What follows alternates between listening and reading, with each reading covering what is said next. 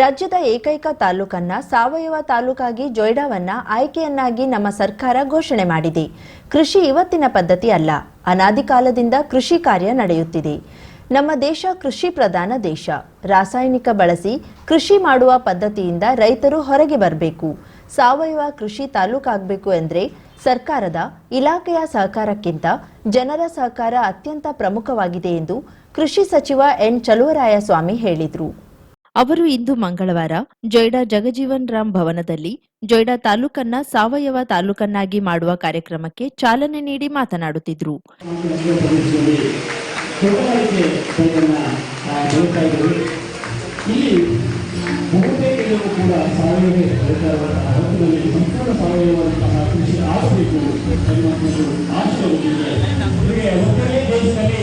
ಸಿಕ್ಕಿಂ ರಾಜ್ಯ ಸಾವಯವ ರಾಜ್ಯ ಅಂತ ಘೋಷಣೆಯಾಗಿದ್ದನ್ನ ಬಿಟ್ಟರೆ ಕರ್ನಾಟಕದಲ್ಲಿ ಪ್ರತ್ಯೇಕವಾದಂತಹ ತಾಲೂಕು ಸಾವಯವ ತಾಲೂಕಾಗಿದೆ. ಇದನ್ನ ದೇಶಪಾಂಡೆ ಸಾಹೇಬರು ಬಹುಶಃ ನಾನು ಬರ್ತಾ ಹೇಳ್ತಾ ಬಂದೆ. ನಾವೆಲ್ಲ 94ರಲ್ಲಿ ನಾನು ರಾಜಕಾರಣ ಬಂದು ಜಿಲ್ಲಾ ಪಂಚಾಯತ್ ಮೆಂಬರ್, ಅವಾಗ ಅವರು ಮಂತ್ರಿಗಳಾಗಿದ್ದರು ಯಡಿಯೂರವರ ಜೊತೆಗೆ. ನಾನು ಅವತ್ತಿದ್ದಂತೆ ಇದ್ದೆ.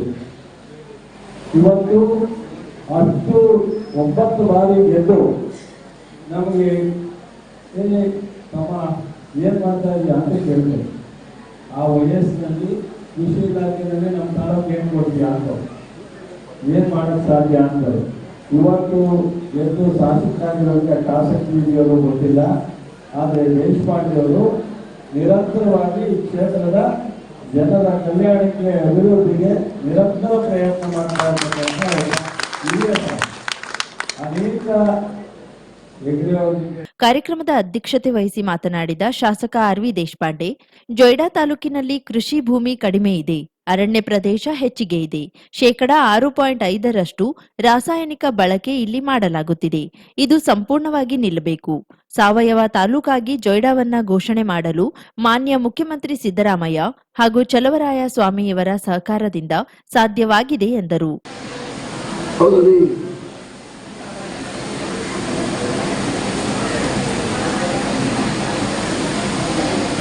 ಸಾವಯವ ಕೃಷಿಯಲ್ಲಿ ಇದು ಜೊಯ್ಡಾ ತಾಲೂಕಾದಲ್ಲಿ ಬೆಳಿಬೇಕು. ನಾನು ಕೆಲವು ಜೊಯ್ಡಾ ತಾಲೂಕಿನ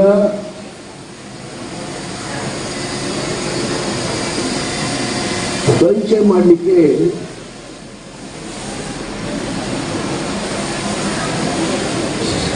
ಕೃಷಿ ಇಲಾಖೆ ಸಚಿವರಿಗೆ ಮತ್ತು ಅಧಿಕಾರಿಗಳಿಗೆ ವಿಚಾರ ಹೇಳಿಪಡಿಸಿದೆ. ಕರ್ನಾಟಕ ರಾಜ್ಯ ಕೃಷಿ ಆಯುಕ್ತ ವೈಎಸ್ ಪಾಟೀಲ್ ಮಾತನಾಡಿ, ಕಳೆದ 10 ವರ್ಷಗಳಿಂದ ಉತ್ತರ ಕನ್ನಡ ಜಿಲ್ಲೆಯ ಜೊಯ್ಡಾ ತಾಲೂಕನ್ನ ಸಾವಯವ ಮಾಡುವ ಬಗ್ಗೆ ಪ್ರಯತ್ನ ನಡೆದೇ ಇದೆ. ಅರಣ್ಯ ಭೂಮಿ ಹೆಚ್ಚಿರುವ ತಾಲೂಕು ಇದು. ಸಾವಯವ ಕೃಷಿ ಪದ್ಧತಿಯೊಂದಿಗೆ ರೈತರು ಸಂಪೂರ್ಣವಾಗಿ ಬೆಳೆ ಬೆಳೆದು ಸಾವಯವ ತಾಲೂಕಾಗಿ ಘೋಷಣೆಯಾಗಲು 3 ವರ್ಷಗಳ ಕಾರ್ಯಕ್ರಮ ಇದೆ.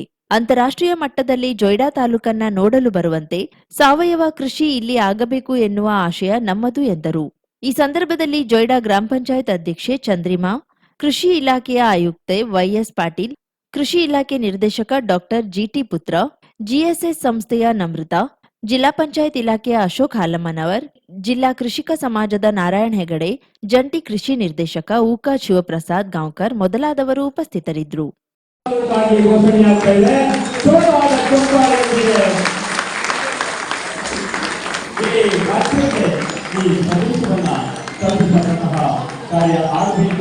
ಆ ಕಾರ್ಯಕ್ಕೆ ಚಾಲನೆ ಸಿಗ್ತಾ ಇದೆ.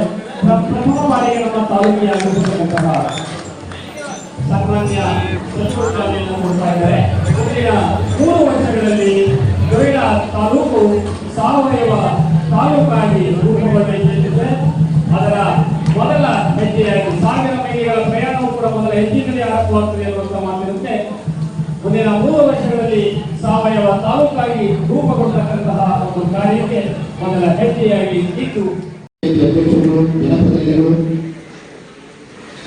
ಹಾಗೆಯೇ ಪತ್ರಿಕಾ ಮಾಧ್ಯಮದವರು ಎಲ್ಲರಿಗೂ ಕೂಡ ಈ ಕಾರ್ಯಕ್ರಮಕ್ಕೆ ಹೃತ್ಪೂರ್ವಕವಾದ ಸ್ವಾಗತವನ್ನು ವಹಿಸಿ ಮತ್ತೊಮ್ಮೆ ವೇದಿಕೆ ಮೇಲೆ ಎಲ್ಲ ಹಿರಿಯರಿಗೂ ಸ್ವಾಗತ ಬಯಸಿ ಪೊಲೀಸ್ ಇಲಾಖೆಯ ನಮ್ಮ ಸಿಬ್ಬಂದಿಗಳು ಎಲ್ಲರಿಗೂ ಕೂಡ ಈ ಕಾರ್ಯಕ್ರಮಕ್ಕೆ ಹೃತ್ಪೂರ್ವಕವಾದ ಸ್ವಾಗತವನ್ನು ಬಯಸ್ತಾ ಇದ್ದೇನೆ. ಅದೇ ರೀತಿ ತಾಲೂಕಿನ ಹಾಗೂ ತಾಲೂಕಿನ ಸುತ್ತಮುತ್ತಲಿನ ಎಲ್ಲ ಗ್ರಾಮಗಳಿಂದ ಆಗಮಿಸಿರುತ್ತಾರೆ. ದಾಂಡೇಲಿಯ ಮನೆ ಮನೆ ಕಸವನ್ನ ಸಂಗ್ರಹಿಸಿ ಗೊಬ್ಬರವನ್ನಾಗಿ ಪರಿವರ್ತಿಸುವ ಉದ್ದೇಶದಿಂದ ಸಕ್ಕಲಗಾದಲ್ಲಿ ಪ್ರಾರಂಭಿಸಲಾಗಿರುವ ತ್ಯಾಜ್ಯ ವಿಲೇವಾರಿ ಘಟಕದಲ್ಲಿ ಅಳವಡಿಕೆಯಾಗದ ಹೊಸ ಯಂತ್ರಗಳ ಕಾರಣದಿಂದಾಗಿ ಕಸದ ರಾಶಿಯಾಗಿ ಗುಡ್ಡೋಪಾದಿಯಲ್ಲಿ ಬಿದ್ದುಕೊಂಡಿದೆ. ದಾಂಡೇಲಿ ನಗರದ ಮನೆ ಮನೆಗಳಿಂದ ಸಂಗ್ರಹಿಸಿದ ಘನತ್ಯಾಜ್ಯ ವಸ್ತುಗಳನ್ನು ವಾಹನಗಳ ಮೂಲಕ ಸಕ್ಕಲಗ ಘನತ್ಯಾಜ್ಯ ವಿಲೇವಾರಿ ಘಟಕಕ್ಕೆ ಸಾಗಿಸಿ ಅಲ್ಲಿ ಆಧುನಿಕ ಶೈಲಿಯ ಮೂಲಕ ಗೊಬ್ಬರವನ್ನಾಗಿ ಪರಿವರ್ತಿಸುವ ಯೋಜನೆಯೊಂದು ಹಲವು ವರ್ಷಗಳ ಹಿಂದೆಯೇ ಆರಂಭಗೊಂಡಿದೆ. ದಾಂಡೇಲಿಯಿಂದ ಸುಮಾರು 6-7 ಕಿಲೋಮೀಟರ್ ದೂರವಿರುವ ಸಕ್ಕಲಗ ಗ್ರಾಮದಲ್ಲಿ ಸದ್ಯ ನಿರ್ವಹಣೆಯ ಕಾರಣಕ್ಕೆ ಗೊಬ್ಬರ ತಯಾರಿಸುವ ಪ್ರಕ್ರಿಯೆ ನಡೆದಿದೆ. ಸಂಗ್ರಹಿಸಿದ ಕಸಗಳ ರಾಶಿ ಗುಡ್ಡದೋಪಾದಿಯಲ್ಲಿ ಬಿದ್ದುಕೊಂಡಿದೆ.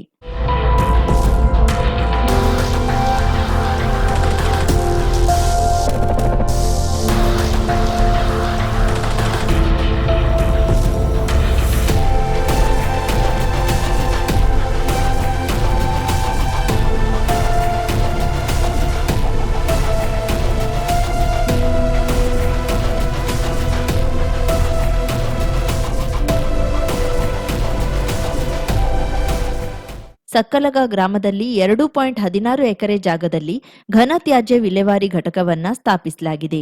ಈಗಾಗಲೇ ಈ ಘಟಕದ ಯಂತ್ರೋಪಕರಣಗಳು, ಕಟ್ಟಡಗಳು ಸೇರಿದಂತೆ ವಿವಿಧ ವಿನ್ಯಾಸಕ್ಕಾಗಿ ಕೋಟ್ಯಾಂತರ ರೂಪಾಯಿ ವಿನಿಯೋಗಿಸಲಾಗಿದೆ.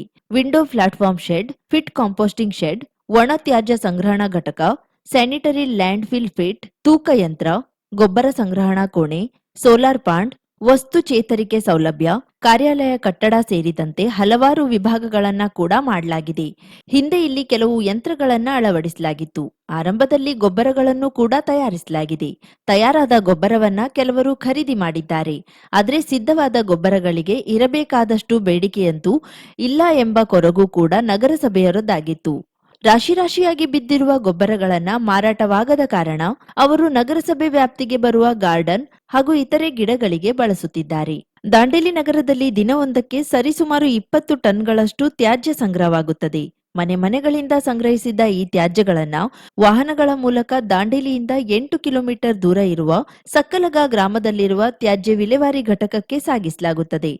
ಆದರೆ ಕಳೆದ 2 ತಿಂಗಳುಗಳಿಂದ ಈ ಘಟಕದಲ್ಲಿ ನಿರ್ವಹಣಾ ಕಾರ್ಯ ಇರುವುದರಿಂದ ಹಾಗೂ ಅಗತ್ಯವಾಗಿ ಅಳವಡಿಸಬೇಕಾದ ಯಂತ್ರೋಪಕರಣಗಳ ಅಳವಡಿಕೆಯ ಕಾರ್ಯ ನಡೆಯುತ್ತಿರುವುದರಿಂದ ಸಂಗ್ರಹವಾದ ಕಸ ಹಾಗೂ ತ್ಯಾಜ್ಯಗಳ ಕಾಂಪೋಸ್ಟ್ ಮಾಡುವ, ಗೊಬ್ಬರ ತಯಾರಿಸುವ ಕೆಲಸ ನಡೆಯುತ್ತಿಲ್ಲ. ಆ ಕಾರಣದಿಂದಾಗಿ ಪ್ರತಿನಿತ್ಯವೂ ಹಾಕುವ ಕಸ ಇದೀಗ ಗುಡ್ಡದ ರೀತಿಯಲ್ಲಿ ರಾಶಿಯಾಗಿ ಬಿದ್ದುಕೊಂಡಿದೆ.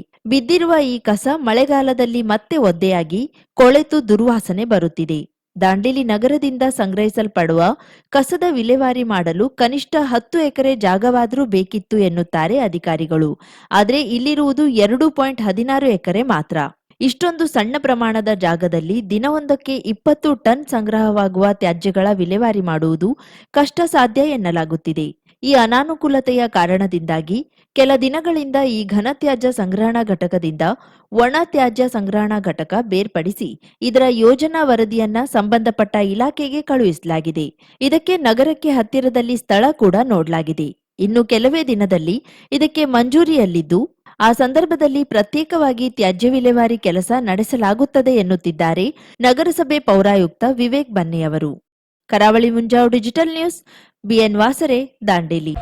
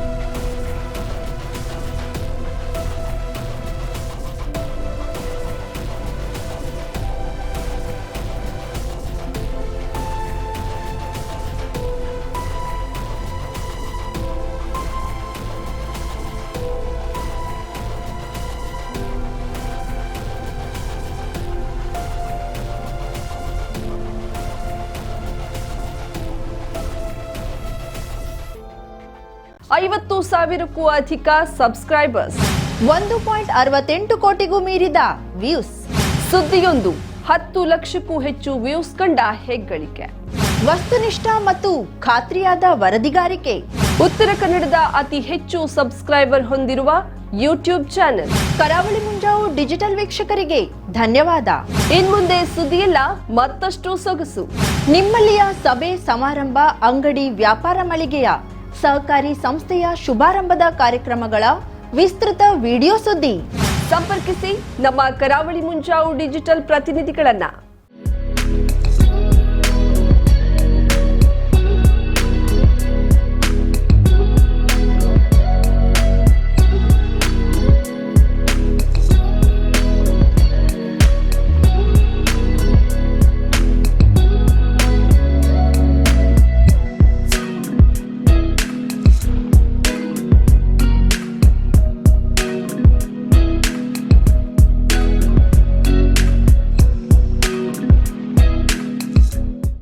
ಸಮಾರಂಭ ನಿಮ್ಮದು, ಸಂಭ್ರಮ ನಮ್ಮದು.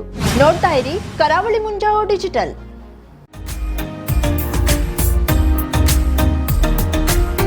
ಮಿಲನ್ ಎಂಟರ್ಪ್ರೈಸಸ್ ಬೃಹತ್ ಎಲೆಕ್ಟ್ರಾನಿಕ್ ಹಾಗೂ ಫರ್ನಿಚರ್ ಮಳಿಗೆ. ಉತ್ತರ ಕನ್ನಡ ಜಿಲ್ಲೆಯಲ್ಲೇ ಅತಿ ಹೆಚ್ಚು ಮಳಿಗೆಗಳನ್ನ ಹೊಂದಿರುವ, ಅತಿ ಹೆಚ್ಚು ಸಂತೃಪ್ತ ಗ್ರಾಹಕರನ್ನ ಹೊಂದಿರುವ ಮೂಲಕ ಹೆಗ್ಗಳಿಕೆಗೆ ಪಾತ್ರವಾಗಿರುವ ಏಕೈಕ ಸಂಸ್ಥೆ ಮಿಲನ್ ಎಂಟರ್ಪ್ರೈಸಸ್.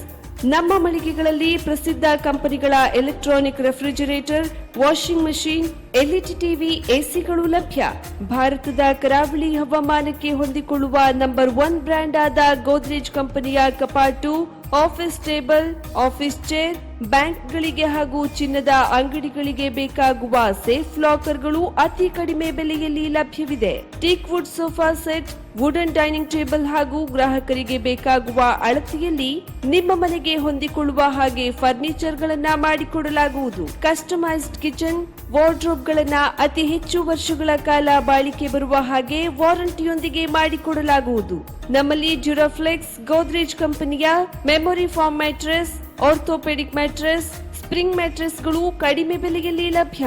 ವಿವಿಧ ಕಂಪನಿಗಳ ನವೀನ ಮಾದರಿಯ ಮಿಕ್ಸರ್, ಗ್ರೈಂಡರ್, ಫ್ಯಾನ್, ಕುಕ್ಕರ್, ತವಾ, ಫ್ಲಾಸ್ಕ್, ಮೈಕ್ರೋ ಓವೆನ್ಗಳು ಲಭ್ಯವಿದೆ.